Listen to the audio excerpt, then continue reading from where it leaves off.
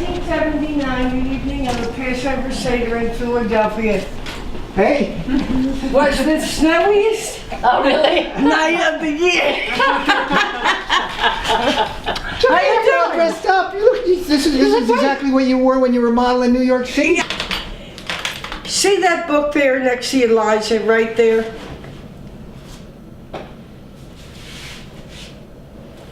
I think Shirley's in this book. But no, this is Jonathan's bar mitzvah. Is that you? Nancy. No, where? That's you. That's Elaine. That looks like That's Nancy. me. This is you? No, here's you. That's you. That's me. That's That's Nancy. Nancy. This is Nancy, yeah. Yeah. And there's Shirley. I would have never had a bar mitzvah without Shirley. And I would never have gotten married if Shirley hadn't come. No way would I ever have a celebration without her. And here's Uncle Jay. Yeah. Yeah. I don't think Irv would have either.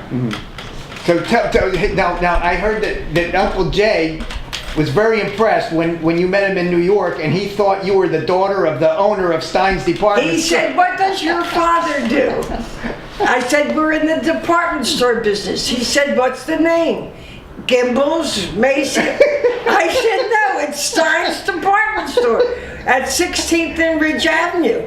So when I brought him to Philadelphia, I had to take him to the store. He was expecting to see a big giant building. He said, "What kind of store is this?" 19, when was the war over, the Second World War? 1947. They went down there- 47 or 45? No, 45. 45, I'm sorry. Well, that's I was when born they 45. left right after the Seder. They left that following day when they went to Brazil. Now, you have to realize, in 1945, I was born in 44, 44, so I was 11 years old when she left. When my father heard that Irv was taking his daughter to Brazil, to the Excelsior Hotel. Do you remember the Excelsior Hotel? I don't. I wasn't born yet. Yes, you were. Weren't you? Oh, you weren't born yet. You're right. I forgot. But when they were leaving the day after Passover, my father gave me money. He said, "Elaine, go to the store and buy a globe. Not a map, buy a globe, because Shirley's moving to Brazil." So I said, "Well," he said, "I don't even know where it is, and neither does Grandma." I had to run to the hardware store and get a globe. And I'm not kidding, from Levin's Hardware, because I had to put it on the dining room table so that my parents could figure out where is Sao Paulo, Brazil. They never heard of it. They didn't talk English. They couldn't I said, "It's 10,000 miles away." And my father and my mother, they just couldn't believe it. And they looked at that globe all night on the dining room table because she was leaving the following day. Oh. And that's when my heart broke, because Shirley was really my mother. You have to understand, she used to beat me up when I was bad. Who's this? I don't want to talk to anybody, goddammit. Now where's my phone? Maybe it's yours, too. No, it's not mine. Sounds like it's in there. Oh, I hear you. I hate this thing. This is a contraption for Gentile people. Hello? Hello? Who is it? Oh, hi, Harris. How are you? Yeah.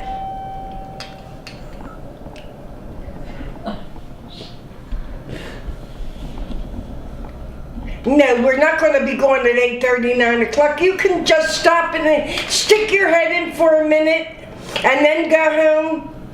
You can't do that to me. What?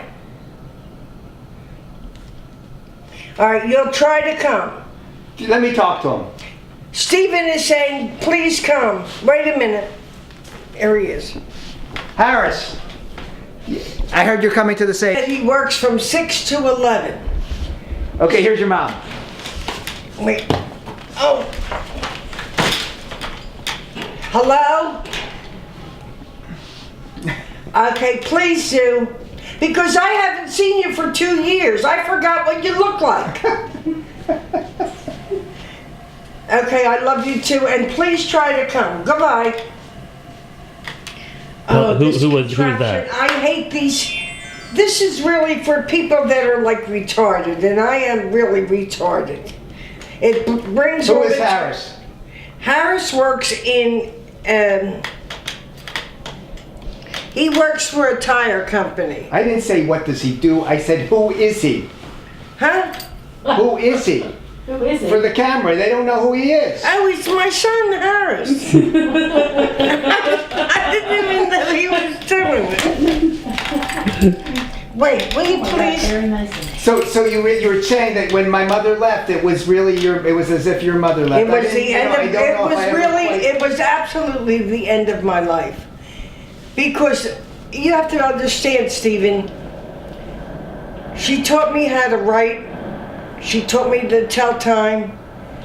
She taught me all the things that I needed to know growing up, because there was 12 years difference between, there's 12 years difference. When did your mother pass away? 1999? Yeah.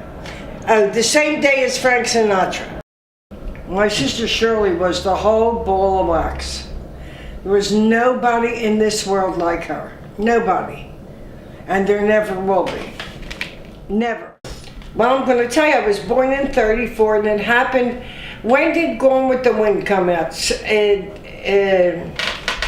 19, I think it was 1930s. I was born in 34. 35. Yeah, it was not. It happened, I think, in 1930, 1939 or 1938.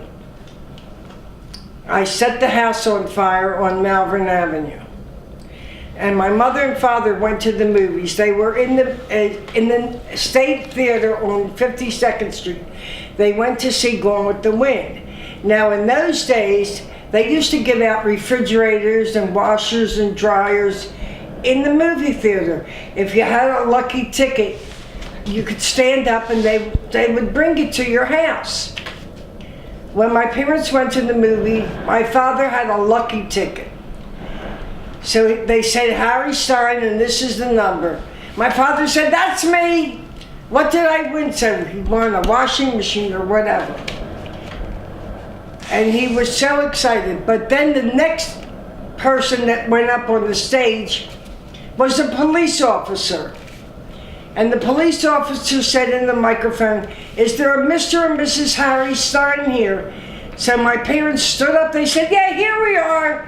Said the man on the podium said, you have to go to the back of the theater. And they said, there's a police car waiting for you. My father said, a police car? They thought maybe the store was robbed or something. When they got to the back of the theater, they put my parents in not an ambulance, a cabulance. And they said, your daughter was in an accident and we're taking you to the Misericordia Hospital. So my mother said, in Jewish, what kind of an accident? They said she tried to burn the house down. And they took my parents to the hospital, and then I was in a tent for a year. Or 11 months. How did it happen? I lit a match. Was Shirley there?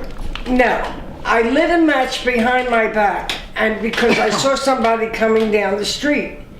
And when I saw them coming, I thought they would know who I was.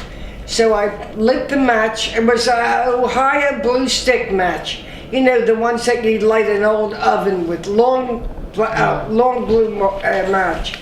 And I put it behind my back, and then everything caught fire. My hair, my dress, my sweater, my pants, everything. The only thing that saved me was that I was wearing a Stein's Department Store sweater, which was 100% wool. At that time, wool did not burn. So it stopped. I'm burnt on my back all the way down to the top of my rear end. But the most amazing thing is that now it all disappeared. Is that amazing? It is.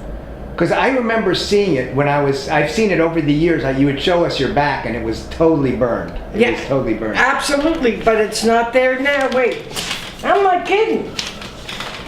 I don't know where it's right. So did it burn the house down? No, It didn't. But you were outside. And was you were in the Mitzi, house. was anybody else home? no.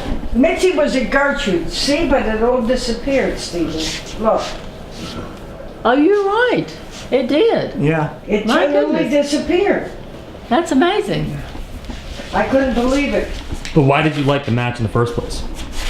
Because I saw somebody walking down the street and I thought that they would tell my parents. But why were you lighting the match to begin with? I don't know, I wanted to see. I wanted to Oh, see you were what it lighting did. it for I was curiosity, lighting it, and you no, put no, it behind your back because Yeah. you didn't want them to see you. I see. Oh, Lordy. Were you lighting it for fun?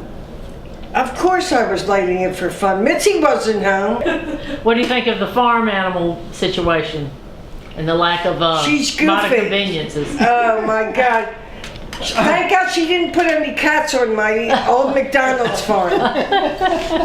She's goofy. Yeah, my mother, like, you know, all these people we were sending Eliza, you know, for occupational therapy and this and that. My mother says, I know what's wrong with her. I said, what? She's moody. She's what? I heard that story. She's moody. You better get over being But moody. now- And I told Not you moody anymore. when you go to Now see Elaine has another one, goofy. when you go to see Grandpa, I am sure if you drive that car that has the mirror that's not working on the outside, you can find a nice Jewish boy at Grandpa's. I know you can. You're not looking. She's impossible. Impossible. I mean, I yell at her all the time and she hangs up on me, but I don't care. I heard you think she needs a television set. Oh my God. I said to her, you didn't see Ben on TV, you didn't see him on Oprah. You have to get a goddamn television set. I don't need a television set. When I get my Social Security money, I am buying her a television and I'm sending it. I don't give a shit if she turns it on or not. And what are you going to do when Wendy becomes a hit? And you're not going to be able to see anything on TV because you don't have one. Ben doesn't either. Huh? Ben can't even see it on TV. He doesn't have one either. She lives like, I don't know how. I don't know. She lives in a tree house. She takes the dogs to the water, and then one of the turkeys got eaten. She's so goddamn busy with everything else.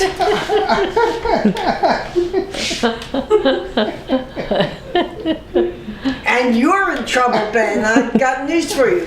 You better bring home a nice Jewish girl because she ain't going to talk to her because I told her not to. Don't get friendly with any Gentile girls that Ben brings home. I'm not going to a Catholic wedding. I'm telling you that right now. Well, you went to the Black Creek. We didn't get you in the creek, but we got you down there. Where? No, our wedding. Huh? She At went. our wedding, at Amanda and my wedding.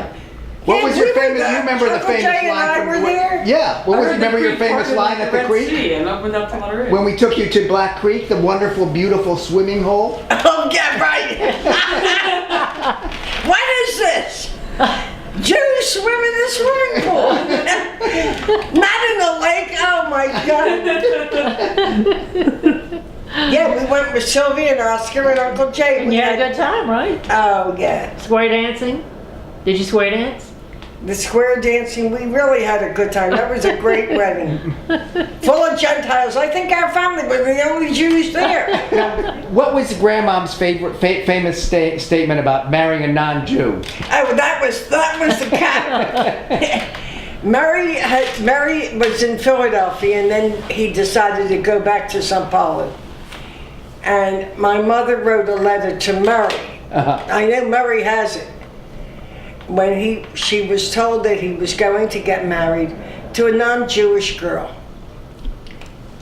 And my mother wrote Mary a letter, and she said, I'm glad to see you picked out a nice girl who has more brains than you do because she's marrying a nice Jewish boy. And Liza's been telling me that you talk about how much you miss Uncle Jay, that you feel like he's everywhere here. The other night, I'm sitting here, and on my television, I was in the bathroom, I come out, and on the TV is a movie called Brief Encounter with Leslie Howard. I forget who the girl was. And I started to cry because that was Uncle Jay's favorite movie. And I look where where Liza is, and there's sitting Jay. I said, what in the fuck are you doing here? I want to watch this movie by myself. Why are you bothering me? Because everywhere I go, he's here. I go to the refrigerator, he's in the refrigerator. Now, are we going to go to get something to eat? Sure, We have to, sure. because the restaurant's going to close at 3 o'clock Oh, because okay. it's Passover. Okay. So we have about 10 minutes. Okay.